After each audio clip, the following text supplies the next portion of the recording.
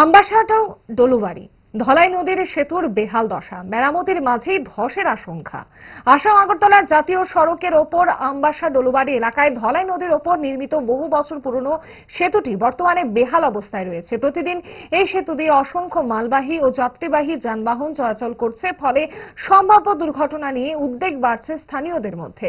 সেতুর অবস্থা অবনতির পরিপ্রেক্ষিতে মেরামতির কাজে হাত দিয়েছে NHIDCL। সেতুর দুই পাশে শক্তি বৃদ্ধির জন্য বাউন্ডারি ওয়াল নির্মাণ এবং একদিকে পাথর দিয়ে কাজ চলছে। তবে অভিযোগ, কাজ চলাকালীন সেতুর একাংশে ধস নামার লক্ষণ দেখা যাচ্ছে।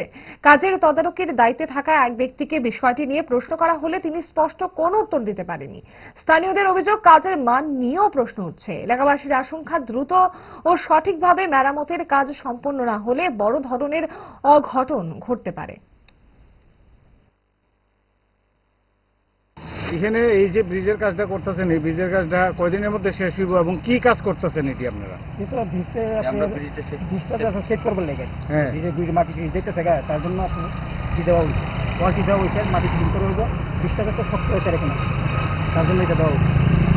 কাজের সাথে সাথে যেটি ভাঙ্গা পড়তেছে, কাজ করতেছে এমনিও আপনার জন্য তার জন্য প্রোটেকশন দেওয়া হইতেছে, নরম দিচ্ছে সেটাকে প্রোটেকশন দেওয়া হইছে। না, আমরা প্রোটেকশন দিচ্ছেন, তারপরেও সেম ভাবে ভাঙ্গা পড়তেছে। আপনারা ওয়াল তৈরি করছেন, এদিকে কাজ করছেন, এরপরও এই জিনিসটা ভাঙ্গা পড়তেছে। কাজের সাথে সাথে জিনিসটি এদিকে ভাঙ্গা পড়তেছে, কাজ করতেছে, আমি তো দেখলাম গিয়া। এদিকে কাজ হইছে, এদিকে নেট দিতেছে, এখনো নিচে দিছে পুরো অবস্থা না। এটা কোন ডিপার্টমেন্টের মাধ্যমে? NHIDCL।